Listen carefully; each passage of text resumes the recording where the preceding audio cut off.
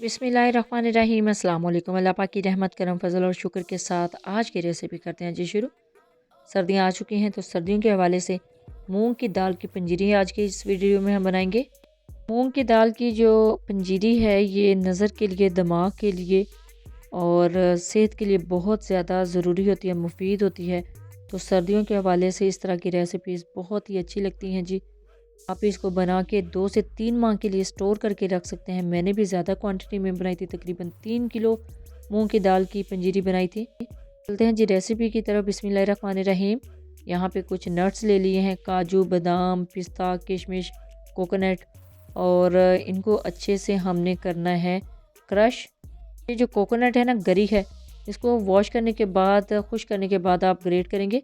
लेकिन ये जो दूसरे मसाला जात हैं ये जस्ट वैसे ही क्रश होंगे। और ये है जी कोकोनट ऑयल। कोकोनट ऑयल इस रेसिपी में तो यूज़ नहीं होगा इंशाल्लाह। मैं अपने आने वाली रेसिपीज़ में, यानी जिस तरह चॉकलेट्स की रेसिपीज़ हैं उसके लिए यूज़ करूँगी, तो इस वजह से मैं साथ ही ले आई थी। अभी इनको करते हैं क्रश। तो देखिए अल्हम्दुलिल्लाह बादाम अच्छे से क्रश हो चुके हैं। इसी तरह दूसरे नट्स, दूसरे जो अज़ा हैं उनको भी क्रश कर लेंगे। क्रश करना बहुत ही आसान है। इसके लिए ये जो मशीन है, ये जो ग्रेटर है, ये मैंने रखा हुआ है। लेकिन मैंने ये बिल्कुल न्यू रखा हुआ है। ये बेसिकली किचन में यूज़ होता है।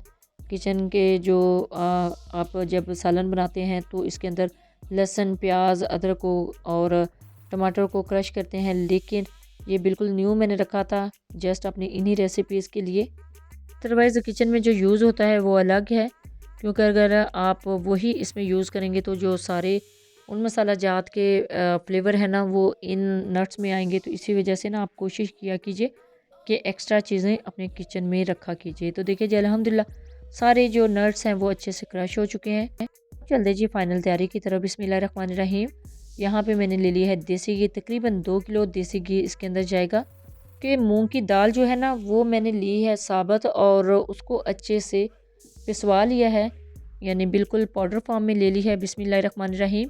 और मूंग की दाल मैं आपके साथ शेयर करती हूँ। ये वाली मूंग की दाल मैंने यूज़ की है जी, कि पाउडर फॉर्म में जाने के बाद बहुत ही अच्छे तरीके से ये क्रश हो चुकी है, यानी ये बिल्कुल पाउडर फॉर्म में आ गई है और इसका कलर भी चेंज हो चुका है।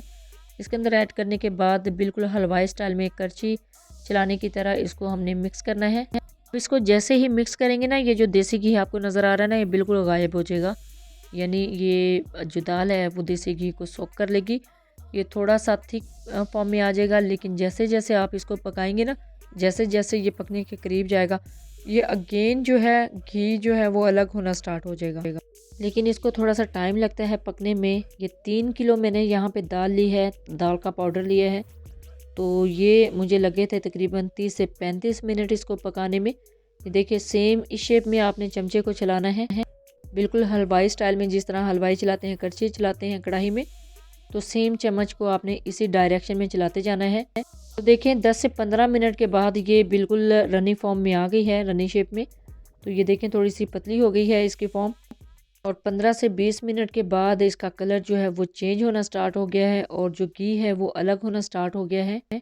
अच्छा, यहाँ पे चम्मच आपने ना मुसलसल चलाते जाना है, आपने बिल्कुल भी नहीं छोड़ना। ये नीचे से लग गई, जल गई या फिर इसका कलर ज़्यादा डार्क में चला गया तो ये आपकी जो रेसिपी ना वो कम्प्लीटली ख़राब हो जाएगी। इसका टेस्ट भी वैसे नहीं आएगा। तो ये देखें 15 से 20 मिनट के बाद ये जो इसका कलर है अल्हम्दुलिल्लाह चेंज होना स्टार्ट हो गया है। बहुत ही ज़बरदस्त फॉर्म आ गई है जी इसकी। और यहाँ पे तकरीबन आधा घंटा हो गया है। हम मज़ीद 5 से 7 मिनट इसको और कुक करेंगे। देखें अल्हम्दुलिल्लाह इसका कलर जो है वो चेंज होना स्टार्ट हो गया। अब इस स्टेज पे अभी चीनी ऐड नहीं करनी। चीनी हमने ऐड करनी है जब ये बिल्कुल पक जाएगा और फ्लेम को हमने कर देना है ऑफ, और उसके बाद हम चीनी ऐड करेंगे इसके अंदर।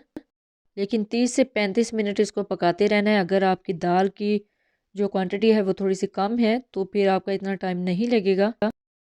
इसको 30 से 35 मिनट लगे हैं, क्योंकि ये 3 किलो दाल थी तो इस वजह से इसको थोड़ा सा टाइम ज़्यादा लगा है।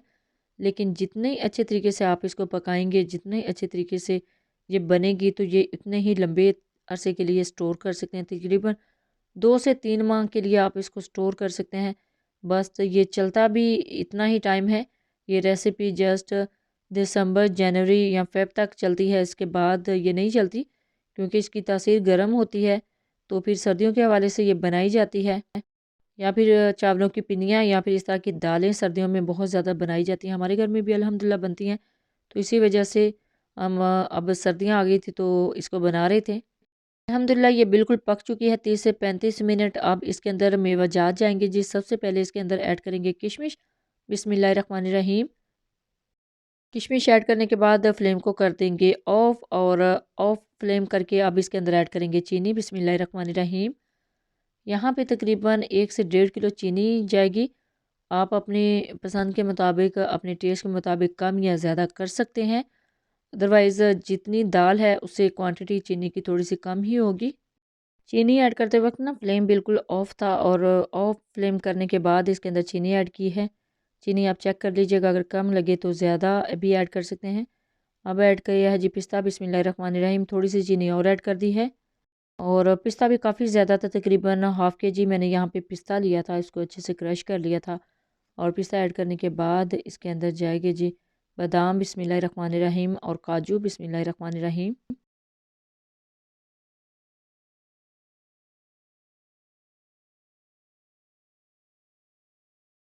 बादाम और काजू ऐड कर दिए हैं। अब इसके अंदर ऐड करेंगे जी कोकोनट। बिस्मिल्लाहिर्रहमानिर्रहीम। इसको थोड़ा-सा बारीक मैंने क्रश किया था। बारीक कोकोनट बहुत अच्छी लगती है और अच्छे से मिक्स करेंगे। अब तकरीबन सारी चीज़ें इसके अंदर ऐड हो चुकी हैं। अब इसकी मिक्सिंग करनी ज़रूरी है। यानी ये सारे अज़ा जो हैं अच्छे से मिक्स करने हैं, अच्छे से इनकी मिक्सिंग करनी है। जितनी अच्छी आपकी मिक्सिंग होगी, उतनी अच्छी आपकी रेसिपी बनेगी। तो ये काफ़ी मेहनत तलब काम है क्योंकि ये ज़्यादा क्वांटिटी में बनाई है। अदरवाइज़ लोग इसको जस्ट 1 केजी में या हाफ़ केजी में बनाते हैं। लेकिन देख लें, अल्हम्दुलिल्लाह काफ़ी बड़ी कढ़ाई थी और ये फुल भरी हुई है। ज़्यादा क्वांटिटी में बनाएँ तो फिर पूरी फैमिली को पूरी भी आ जाती है। तो देखिए जी अल्हम्दुलिल्लाह अल्हम्दुलिल्लाह बहुत ही अच्छी रेसिपी रेडी हुई है। तो अल्हम्दुलिल्लाह इसका कलर देख लें कितना परफेक्ट है। अब इसको करना है हमने डिश आउट। तो डिश आउट करने से पहले इसको थोड़ा-सा ठंडा कर लेंगे। तो ठंडा करने के बाद आप स्टोर कीजिएगा, किसी डिब्बे में इसको ऐड कीजिएगा, गरम-गरम को ऐड नहीं करेंगे। बिस्मिल्लाहिर्रहमानिर्रहीम। अब प्लेटर में इसको ऐड करते हैं। तो ये देख लें, बाज़ार से मिलने वाली मिठाइयों से कहीं ज़्यादा बेहतर आप इस तरह की स्वीट डिश घर में रेडी कर सकते हैं। बहुत अच्छे तरीके से पहले दाल की भुनाई की है और उसके बाद इसके अंदर नट्स ऐड किए हैं। बहुत ज़्यादा नट्स इसके अंदर ऐड किए हैं जो नज़र के लिए, दिमाग के लिए बहुत ज़्यादा ज़रूरी। तो देखिए जी कितनी आसान है मूँग दाल की पंजीरी की रेसिपी। जब भी बनाएँ अपना फ़ीडबैक ज़रूर दीजिएगा। दुआओं में ज़रूर याद रखिएगा। अल्लाह हाफ़िज़। Thanks for watching.